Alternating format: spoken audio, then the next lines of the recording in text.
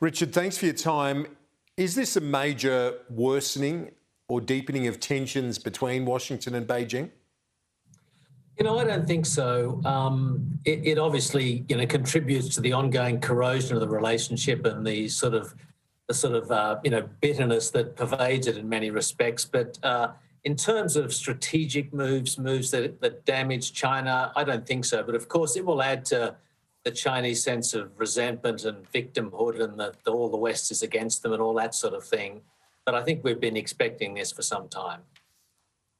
If Australia does follow suit, can we expect more blowback than, say, a superpower like the United States will receive?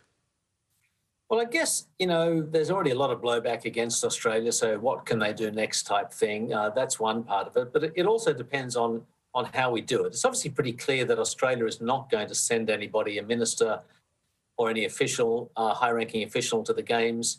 I think there has been a debate about whether we send the ambassador in Beijing or a diplomat. That looks increasingly unlikely, although I'm not sure. But I guess the question is how we go about it. I have the sense that Australia wants to do this in concert with other like-minded nations. In other words, not on our own. I think European countries are thinking about this. I think Canada would be thinking about this and the like. So it's just a matter of how we announce it. Certainly there's been discussions about this going on behind the scenes for some time. While the Foreign Ministry spokesperson said it won't affect the Games, it's irrelevant, will they be hurt though?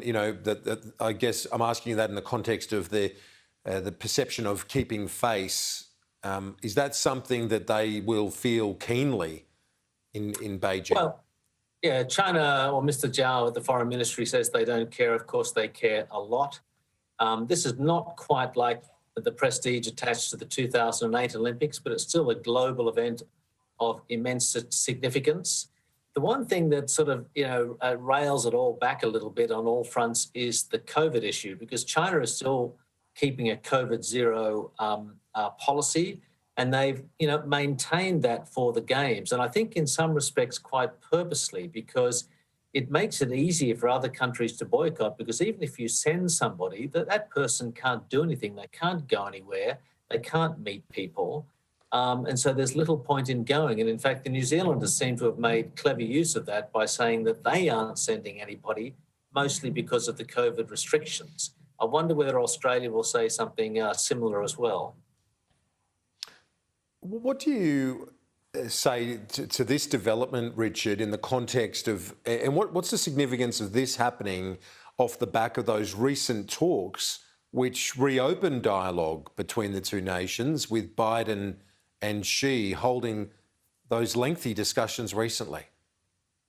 Yes, it'll be interesting to see whether that is derailed. Certainly from what I'd been briefed, the Chinese were pretty clear to the Americans, once the Americans sort of dragged them back to the table, that China wanted to basically stabilise the relationship in the short term. And in the short term, I mean for the period of recent months where they had a big Communist Party meeting for the Games, but most of all through to the end of next year when we get the once every 5 years Communist Party Congress, where Xi is expected to get a third term. So it's going to be a sort of a tense political year in China. And I don't think during that period they want to ratchet up tensions with the US to an artificially high level. None of that should obscure the fact, of course, that the US-China contest is on in full bore across all manner of spectrums. But I don't think this boycott will be, make that better or worse. It's happening anyway. Richard, you said there where Xi is expected to get a third term. Many in our discourse say, basically that he's president for life. It's a fait accompli. What scenarios are there that might preclude that from happening? It's very hard to paint scenarios that might preclude that from happening. I mean, I prefer, president or leader in perpetuity than for life.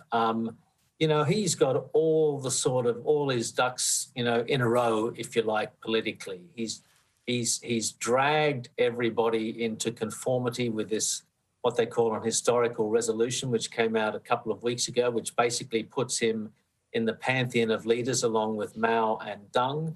That means it's even more difficult to criticize Xi.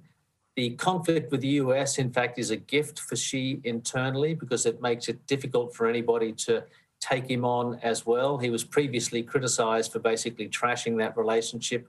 Now that it's a sort of full-on confrontation, he can rally around the flag or rally around the party, if you like, and that helps him as well. It would require a colossal internal upheaval of some kind that we can't, easily predict or foresee to sort of run him out of the third term. We might have seen one with COVID if it hadn't been brought under control in China.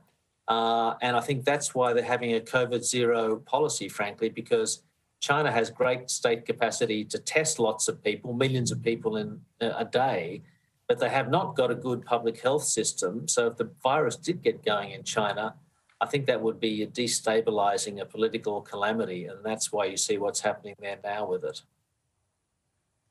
Senior Fellow for East Asia at the Lowy Institute, Richard McGregor. Thank you as always. Appreciate it. Thanks, Kieran.